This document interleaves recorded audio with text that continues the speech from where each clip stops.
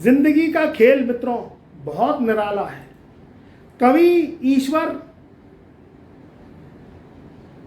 अच्छे से अच्छे व्यक्ति को परखने के लिए उसकी प्रतीक्षा लेता है और कभी कभी बुरबार अपना जीवन बहुत शान शौकत और आलीशान बिता देता है। तो क्या ये न्याय है? क्या ईश्वर ने मनुष्य को बदला लेने के लिए उसका जन्म हुआ है? तारा तेज है। हाँ, सत्य है। आज मित्रों मैं बात करूंगा कि मिथुन राशि वालों के जीवन में अब कैसे महाभूचाल आएगा। यह महाभूचाल, महासुनामी, महासैलाब जिंदगी में तरक्की को लेके आएगा कि जिंदगी में आपको संघर्ष अभी और करना है। मित्रों, अगर आप हमारे चैनल पर नए आए हैं तो वीडियो शुरू करने से पहले आप एक बार चैनल को सब्सक्राइब कर लें, घंटी वाले बटन को ऑल पर सेलेक्ट कर लें और कमेंट में जय शनिदेव, जय राहुदेव, जय गुरुदेव अवश्य लिखें, क्योंकि आज 3 ग्रहों की चर्चा मैं करने जा रहा हूं। 1 जून सन 2025 से आपके जीवन में महापरिवर्तन होने जा रहा है और ये परिवर्तन पूरे वर्ष, जो वर्ष के 6 माह रह गए, यह आपके जीवन में पूरे वर्ष जो है दिसंबर सन 2025 तक महापरिवर्तन होता रहेगा। सबसे पहले तो सबरे ठिकानों पर, अपने अपने भाव पर मोटे मोटे ग्रहों का राशि परिवर्तन मई सन 2025 में हो गया। जून सन 2025 से उनका असर आना शुरू होगा। मिथुन राशि वालों की बात करें तो अभी शनि की ढैया, शनि की 7.5, इन दोनों से ये मुक्त है राशि। कोई भी किसी तरीके की कोई टेंशन नहीं है। मगर बात करें 13 जुलाई सन 2025 से शनि पुनः होने जा रहे हैं वक्री। ये वक्री शनि अब मिथुन राशि वालों के जीवन में कैसा फल देंगे, उससे पहले 1 जून सन 2025 से देवगुरु बृहस्पति मिथुन राशि वालों के लगन में बैठी है। राहु की बात करें,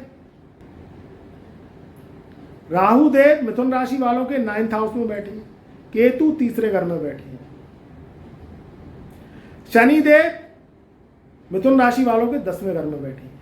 तो ये जो योग हैं ये राजयोग में पलटेंगे और मिथुन राशि वालों को समय समय पर उनकी कुंडली को बूस्ट करेंगे। मगर यहां मेन जो पॉइंट निकलता है कर्म का, तो वो सिर्फ शनि से ही निकलता है, क्योंकि कर्मों के बगैर कोई काम आगे बढ़ता ही नहीं है। चाहे आप घर का कर लो, चाहे बाहर का कर लो, चाहे अपनी जीविका का कर लो, चाहे रोजी रोजगार काम रोजगार का कर लो। भाग भरोसे बैठे रहोगे तो वो भाग कभी साथ देगा ही नहीं, क्योंकि भाग कहता है कि तू कर्म कर, कर्म जो है तेरे भरोसे बैठा है। तो कर्म का कारक है शनि, और शनि 13 जुलाई सन 2025 से होने जा रहे हैं वक्री। इस समय बात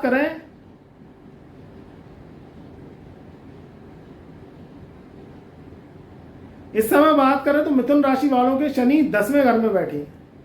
अब ये 13 जुलाई से वक्री हो जाएंगे। तो वक्री ग्रह शास्त्रों में कहा गया है कि असुर ग्रह है, पापी ग्रह है, पापी ग्रहों की संज्ञा में आता है। दया धर्म है नहीं, सिर्फ कर्म है और न्याय है। इसके अकॉर्डिंग मनुष्य को फल देता है। ना राजा को देखता, ना रंक को देखता, ना मंत्री को देखता, ना संतरी को देखता, ना स्त्री को देखता, ना पुरुष को देखता।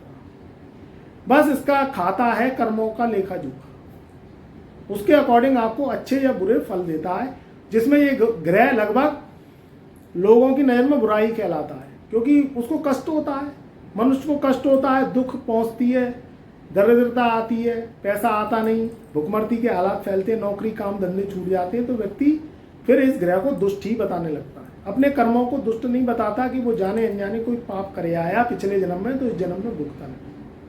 ये नहीं सोचता, बस ये सोचता है कि ये शनि बुरा ग्रह है, मगर असल में ये बुरा है ही नहीं।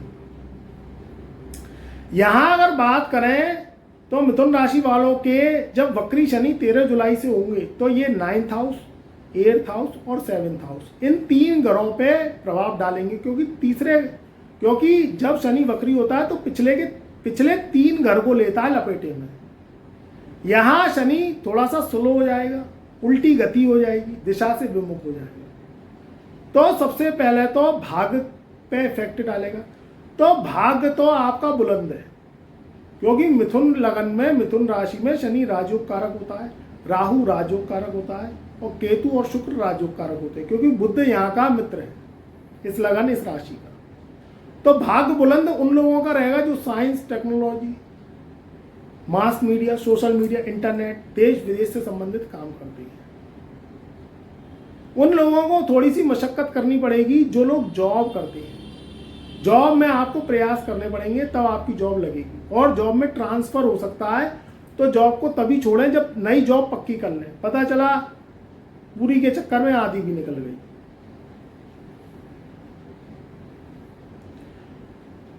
यात्राएं करें मिथुन राशि वाले तो सोच समझ के करें। बेफिजूली की यात्राएं, बेफिजूली का टाइम वेस्ट ये नहीं करें, इस चीज को ध्यान में रखें।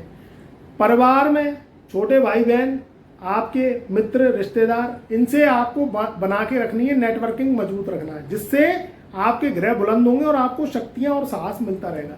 कभी कभी एक तिनका भी सहारा लगा जाता है, इस बात का ध्यान रखना। तो घमंड, अहंकार, गुस्सा, क्रोध और आवेश ये काम को बिगाड़ते ही हैं, बनाते नहीं हैं, क्योंकि तीसरे घर में केतु है, भाग्य स्थान में राहु है, 10वें घर में शनि है, लगन में बृहस्पति है। तो बृहस्पति क्या कह रहा है कि आपके काम, तो बृहस्पति क्या कह रहा है मिथुन राशि वालों को कि अपने काम बनाने के लिए आपको गुस्से पे कंट्रोल करना पड़ेगा। अपने काम बनाने के लिए आपको मीठा बोलना पड़ेगा भाई, नहीं तो आप अकेले पड़ जाओगे, कोई आपका साथ देगा नहीं। और शनि वक्री में यही होगा। तो आपको क्या करना है, आपको अपने दिमाग को ठंडा रखना है। ठंडे दिमाग से भी काम किए जा सकते हैं, चाहे आप वर्क प्लेस में हो, जॉब करते हो, व्यापार करते हो, चाहे घर में गृहस्थ जीवन आप चला रहे हैं। जुआ, सट्टा, लॉटरी से दूर रहना है। धार्मिक यात्राएं इस समय हो सकती हैं। धर्म कर्म से आप जुड़ सकते हैं, क्योंकि जब शनि वक्री होता है तो व्यक्ति धर्म कर्म से जुड़ता है।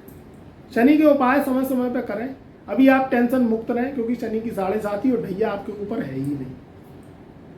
तीसरी बात निकल के आती है कि भूमि, जमीन, जायदाद और बंटवारे, इसमें थोड़ा सा सतर्कता और ध्यान रखें। कोई भूमि खरीदनी है, फ्लैट खरीदना है, मकान खरीदनी है, दुकान खरीदनी है, तो आप सोच समझ के खरीदें। पता चला आपका पैसा फंस गया और वह निकल नहीं रहा। कोई भूमि वगैरह बेचनी है तो उसे पाक साफ करके सोच समझ के बेचें, भूमि बिक जाएगी आपकी। खरीदें तो सोच समझ के खरीदें। कोई वाहन खरीदने के योग भी रहेंगे तो वाहन खरीदें, तो सेकंड हैंड वाहन खरीद रहे हैं तो सोच समझ के खरीदें। और नया वाहन आप खरीद रहे हैं तो ओवर प्राइस पे, हाई EMI पे तभी खरीदें जब आपकी आमदनी पॉकेट अलाउ करती हो। फिजूल खर्ची वाला आप कोई वाहन ले आए या कोई सरदर्द ले आए, फिर आपको परेशानी झेलनी पड़े। 13 जुलाई सन 2025 से शनि का वक्री काल 28 नवंबर सन 2025 तक रहेगा। तो ये समय आपके जीवन में स्टडी, रिसर्च, सीखने का होगा। तो सीखने से नहीं डरें। सीखने से नहीं डरेंगे, सीखेंगे या टेक्नोलॉजी को सीखेंगे तो जीवन में आगे तरक्की अवश्य मिलेगी, क्योंकि शनि VS राहु और राहु VS शनि ये सिखाता है। और अगर आप सीख गए तो आपको यंग गोल्डन मैन बना देगा। और आप अगर सीखने से डर गए तो ये फिर ग्रह साथ नहीं देते हैं। तो आपको सीखना पड़ेगा, फोकस करना पड़ेगा। कर्मों से जी नहीं चुराना। कर्मों को आगे बढ़ाने के लिए आपको मेहनत करनी पड़ेगी अगर आपको जीवन में चमकना है, क्योंकि जो चमकता है वह हीरा ही होता है। कोयला कभी चमकता ही नहीं है, मगर कोयला तब बनता है जब हजारों साल बाद वह जो है समय देता है। सोने की अपनी वैल्यू कोई नहीं होती, जब तपता है, कुंदन बनता है, तब वो सोना बनता है। नहीं तो सोना क्या है कोई पूछता ही नहीं है। पीतल के भाव भी नहीं पूछता, जब वो कितने सेंटीग्रेड पर तपता है तब सोना होता है। तो कहने का मतलब ये, आगे बढ़ने के लिए बूता लगाना पड़ता है, शक्तियां लगानी पड़ती है। उसके लिए स्वास्थ्य अच्छा रहना जरूरी है। आप अगर शनि के सिद्धांतों का पालन करेंगे तो राहु सुफल अवश्य देगा। लगन का गुरु है आपके, पूरे वर्ष लगन में बैठ के आपके लगन, पंचम भाव, सप्तम भाव और भाग्य स्थान इसको चमकाता रहेगा। प्राप्तियां होती रहेंगी, स्वास्थ्य अच्छा बना रहेगा, धन की वृद्धि होगी, जीवन में नए अवसर तरक्की के आपको मिलते रहेंगे। घर में शुभ मांगलिक कार्यक्रम होंगे। मिथुन राशि वालों का स्वास्थ्य अच्छा होगा। जीवन में अच्छी सोच से चलेंगे, पॉजिटिव सोच से चलेंगे तो जीवन में तरक्की अवश्य पाएंगे। हमारे चैनल पर नए आए हैं तो एक बार चैनल को लाइक करें, सब्सक्राइब करें, ज़्यादा से ज़्यादा वीडियो को लाइक करें और अपने परिवार रिश्तेदारों में व्हाट्सएप के माध्यम से शेयर करें। और यहाँ कमेंट में जय शनिदेव, जय राहुदेव और जय गुरुदेव अवश्य लिखें, क्योंकि यही 3 ग्रह आपका कल्याण करेंगे, जीवन में तख्तो ताज तक पहुंचाएंगे, जीवन में तरक्की देंगे, आपके संघर्ष को समाप्त करेंगे।